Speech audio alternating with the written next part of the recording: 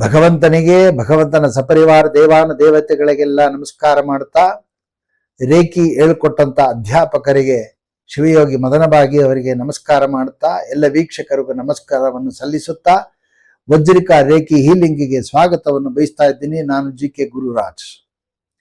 Reiki ನಮ್ಮನ್ನ ತುಂಬಾ ಅಂತರಂಗವನ್ನು ಶುದ್ಧಿ ಮಾಡುತ್ತೆ. ರೇಖಿ ಅಭ್ಯಾಸ ಮಾಡೋದರಿಂದ ನಮಗೆ ತುಂಬಾ ಅಂತರಂಗವನ್ನು ಶುದ್ಧಿ ಮಾಡುತ್ತೆ. ಮೊಟ್ಟ ಮೊದಲಿಗೆ ನಮ್ಮ ಅಂತರಂಗ ಶುದ್ಧಿ ಮಾಡೋದು ಏನು ಗೊತ್ತಾ? ಕೆಟ್ಟ ಆಲೋಚನೆಗಳನ್ನ ಬಿಡಿಸುವುದು, ಕೆಟ್ಟ ವಿಚಾರಗಳನ್ನ ನಮ್ಮಿಂದ ಮಾತನಾಡಿಸದೇ ಇರುವುದು, ಕೆಟ್ಟ ವಿಚಾರಗಳಿಗೆ ನಮ್ಮ ಮನಸ್ಸು ಹೋಗದೇ ಇರುವುದು. ಇದೆಲ್ಲ ನಮಗೆ ಸರಿಪಡಿಸ್ಬಿಟ್ರೆ ನಮ್ಮ ದೇಹ ಆರೋಗ್ಯದಿಂದ ದೃಢಕಾಯವಾಗಿ ಇರುತ್ತೆ. ಆನಂದದಿಂದ ನಾವು ಕಾಲವನ್ನ ಚೆನ್ನಾಗಿ ಕಳಿಬಹುದು. ಯಾರ ಹತ್ರನೂ ಯಾವ ವಿಚಾರಕ್ಕೂ ನಾವು ಕೆಟ್ಟ ಹೆಸರು ತಗೊಳಕ್ಕೆ ಅವಕಾಶನೇ ಇರಲ್ಲ.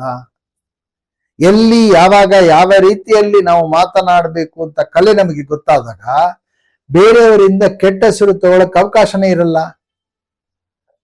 ಅದಕ್ಕೆ ಪುರಂದರದಾಸರಂದ್ರು, ಆಚಾರವಿಲ್ಲದ ನಾಲಿಗೆ ನಿಮ್ಮ ನೀಚ ಬುದ್ಧಿಯನ್ನು ಬಿಡು ನಾಲಿಗೆ ಅಂತ. ಹಾಗೆ ಬೇರೆಯವರ ವಿಚಾರಕ್ಕೆ ನಮಗೆ ಬೇಗ ಮನಸ್ಸು ಬರುತ್ತೆ, ಅದನ್ನ ತಡೆ ಹಿಡಿಯುತ್ತೆ ಈ ರೇಖಿ. ನಮಗೆ ಅನುಭವದಿಂದ ಕೆಲವು ಸಮಯದಲ್ಲಿ ಆಗಿ ಆಮೇಲೆ ದುಃಖ ಪಡ್ತೀವಿ. ನಾವು ಸುಮ್ಮನೆ ಇರಬಾರ್ದಿರೋದೆಲ್ಲ, ಸುಮ್ಮನೆ ನಾನು ಏನೋ ಅಲ್ಲಿ ಹೋಗಿ ಮಾತಾಡಕ್ ಹೋದೆ, ಅದು ನನಗೇ ಬಂತು ನೋಡು, ನಾನು ಯಾಕಪ್ಪ ಹೋದೆ ಅನ್ನೋದನ್ನ ದುಃಖವನ್ನ ಹೇಳಿಕೊಂಡು ಇನ್ನೊಬ್ಬರ ಹತ್ರ ವಿಚಾರ ಮಾತಾಡ್ತಾರೆ. ಆದ್ರೆ ಈ ರೇಖಿ ಅದಕ್ಕೆ ಅವಕಾಶನೇ ಕೊಡಲ್ಲ. ನಮ್ಗೆ ಯಾಕೆ ಬೇಕು? ನಮ್ಗೆ ಯಾಕೆ ಬೇಕು ಅಂದ್ರೆ ಅಲ್ಲಿ ಯಾರು ತೊಂದರೆಯಲ್ಲಿದ್ದಾರೆ, ದುಃಖದಲ್ಲಿದ್ದಾರೆ ಅಂತ ವಿಚಾರಕ್ಕೆ ಹೋಗಿ ಅನುಕಂಪ ತೋರಿಸಿ ಉಪಕಾರ ಮಾಡ್ತಾರೆ. ಆದ್ರೆ ಬೇಡದಿರೋ ವಿಚಾರಕ್ಕೆ ಅವಕಾಶವನ್ನ ಈ ರೇಖಿ ಮಾಡಿಕೊಡೋದಿಲ್ಲ.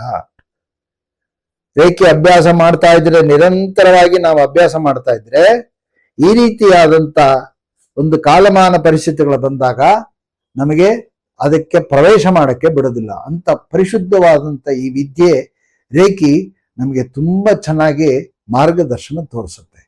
ಒಂದು ತಾಯಿ ಮಗುವಿನ ಸಂಬಂಧ ಇದ್ದಾಗೆ, ತಾಯಿ ಹೇಗೆ ಮಗುವನ್ನ ಹಗ್ ಮಾಡಿಕೊಂಡಾಗ ತಾಯಿಗೂ ಆನಂದ, ಹಾಗೂ ತಾಯಿ ಮಗುವನ್ನ ಹಗ್ ಮಾಡಿಕೊಂಡಾಗ ಮಗುವಿಗೂ ಆನಂದ.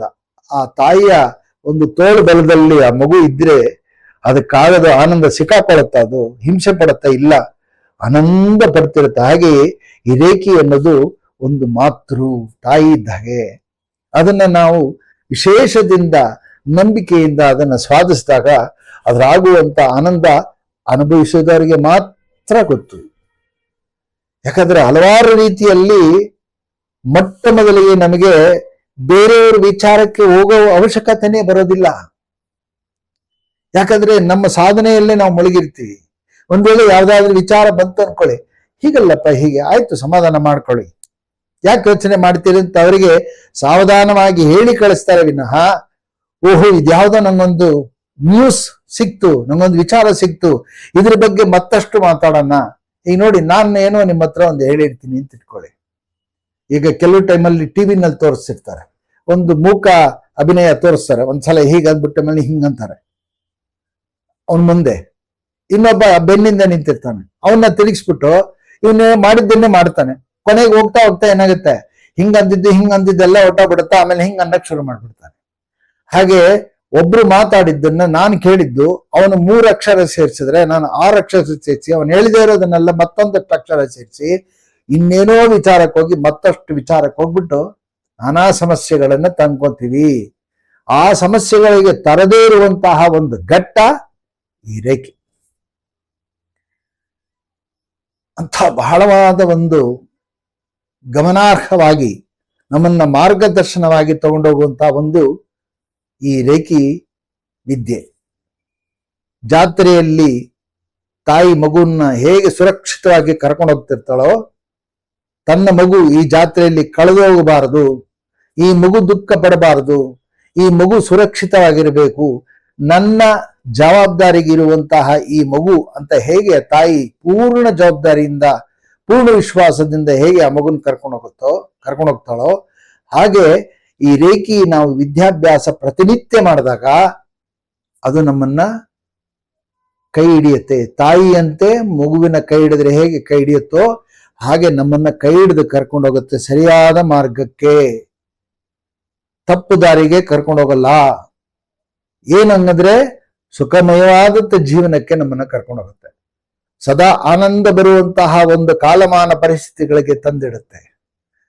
ವಿಪರೀತವಾದಂತಹ ಆಲೋಚನೆಗಳನ್ನು ಬಾರದೇ ಇರುವಂತಹ ರೀತಿಯಲ್ಲಿ ನಮಗೆ ಒಂದು ಬ್ರಾಕೆಟ್ ಅಲ್ಲಿ ತಂದಿಡುತ್ತೆ. ಇನ್ನು ಮುಂದಿನ ವಿಚಾರಗಳು ಬಹಳಷ್ಟು ಇದೆ. ಅದು ಯಾವ ರೀತಿ ಮತ್ತೆ ನಮ್ಮನ್ನ ಆ ತಾಯಿ ನಮ್ಮನ್ನು ಕರ್ಕೊಂಡು ಹೋಗ್ತಾಳೆ ಅನ್ನೋದನ್ನ ಇನ್ನಷ್ಟು ವಿಚಾರಗಳನ್ನು ತಿಳಿಸ್ತೀನಿ. ಇಷ್ಟ ಆದರೆ ಲೈಕ್ ಮಾಡಿ, ಶೇರ್ ಮಾಡಿ, ಸಬ್ಸ್ಕ್ರೈಬ್ ಮಾಡಿ, ಕಮೆಂಟ್ ಬಾಕ್ಸ್ ಅಲ್ಲಿ ತಿಳಿಸಿ ಅಂತ ಹೇಳ್ತಾ ಈ ಮಾತು ಮುಗಿಸ್ತಾ ಇದ್ದೀನಿ. ಧನ್ಯವಾದಗಳು.